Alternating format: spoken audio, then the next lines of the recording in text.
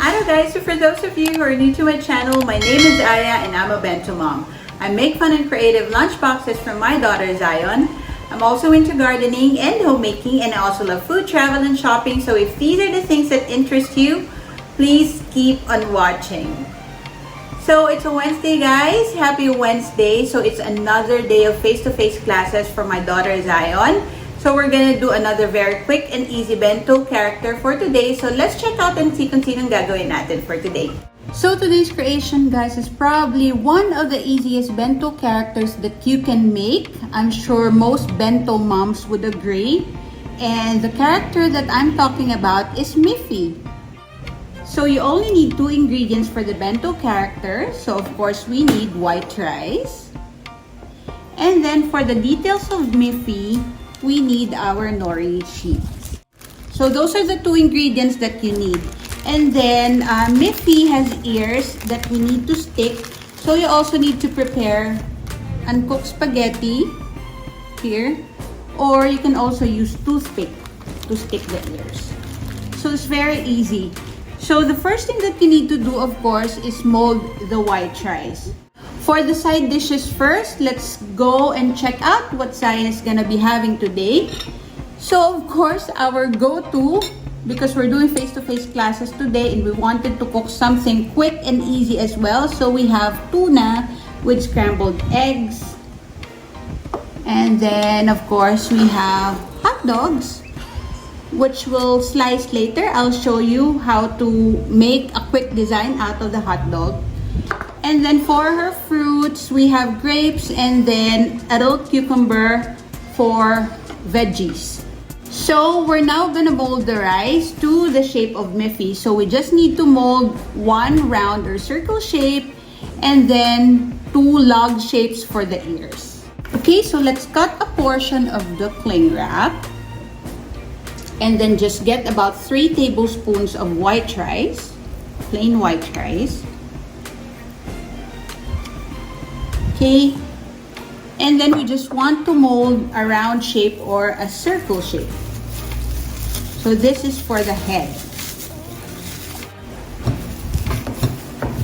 There, so we just need to mold a round shape or a circle shape. And then I cut 2 portions of the cling wrap. And then we'll probably get around 1 tablespoon for each cling wrap. Here. So that's around 1 tablespoon. And then we'll mold it into the shape of a log. So this will be the ears of Miffy. So a log or bunny ears. So let's just roll it. So these are the shapes that we want to create for the ears. So let's set aside the molded rice and then let's cut the details out of the nori. So for this one, we just need a very small portion of the nori. So ito yung mga tira-tirang nori na pinaggupitan ko before. Okay. So what we need are 2 circle or oblong shapes for the eyes. So very small. So if you want to cut a circle shape or if you want to cut an oblong shape, that's fine. So there. So 2 circle or oblong shapes, alright. And then we'll set this aside. And then we just need 2 little straight lines. So like this. So 2 oval shapes or circle shapes and then 2 little straight lines. So these are all you need to cut for the nori. So very easy. We'll get the rice that we molded, the circle shape, and then what we want to do is open this, get the 2 straight lines, and then form a letter X for the mouth. Just put it towards the bottom of the molded rice. There. And then we'll get the oval or circle shapes that you've cut. So 2 pieces as well. And then we'll put it here. And then the other one here. So this is for the ice. So this is our Miffy Bento character. Almost done. So for now, we'll set this one aside. And then I'll show you how to design the hot dogs. Okay? So let's just get our chopping board and our knife. So get the hot dogs, okay? And then you want to slice yung dulo niya here, slice it diagonally. Okay? And then do the same sa other end. Okay? And then get the sliced ends of the hot dog, and then you can form a heart. There. So we'll do that again.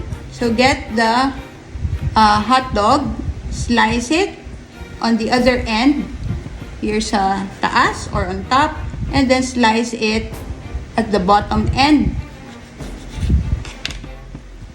And then just get the sliced hot dog, so the other ends of the sliced hot dog, and then just form a heart. Okay, so we'll do 3. So this is the last one. So we'll slice the top end and then the bottom end of the hot dog, and then that's it. So yung tira-tira tayong kakain niya.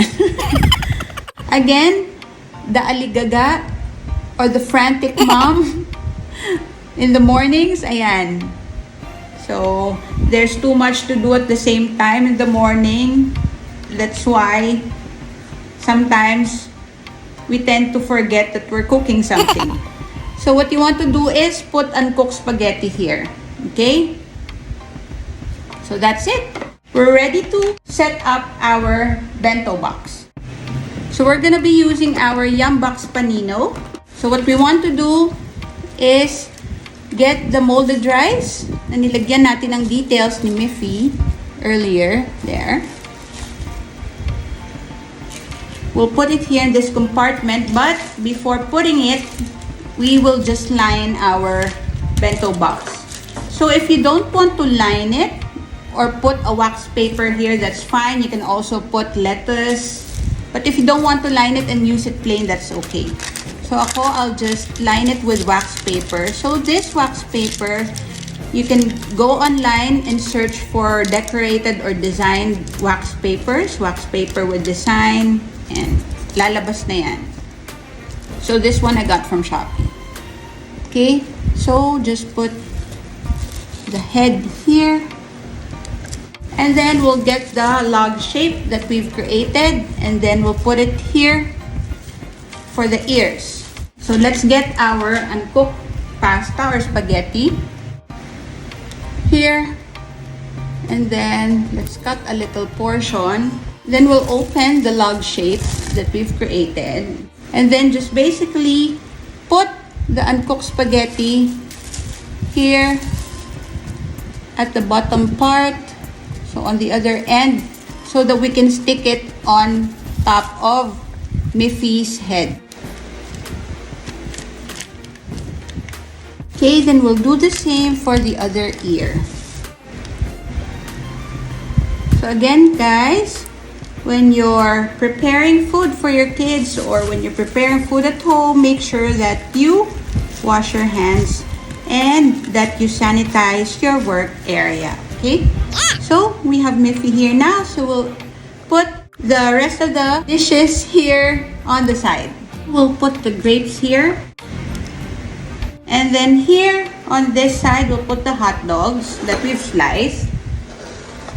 So we need uncooked spaghetti for this one. I'll show you how you put it. Yan. So, just get the two ends of the hot dog like that.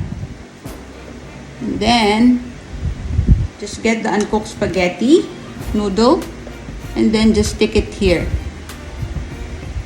to join the hot dogs together. There. Because we need to put the cucumber So we just need to get the cucumber slices. We'll be using a food cutter for this one. So we'll just get it like this. Just slice it and then there. So we'll just get the slices and then we'll create flowers out of it for our veggies and for design. So we just need a few of these and then we'll put it sa may side ng hotdog. There, and then the next thing that we'll put is the tuna and scrambled eggs here on this side. And then we'll now put our bento picks. Here, again, the bento picks make it easier for your kids to pick up the food items without getting their hands dirty. So, we'll just spell out the name of Miffy. There, and then we'll just put the rest of the picks here. There. Here's our finished product. Ta-da! So that's it guys for today's bento box. I hope you enjoyed what we've created. If you enjoyed, please like and share this video, and also please don't forget to subscribe to my channel and hit the notification bell para palagi kayong updated if I have a new video upload. Thank you for watching guys. See you in my next vlog. Bye!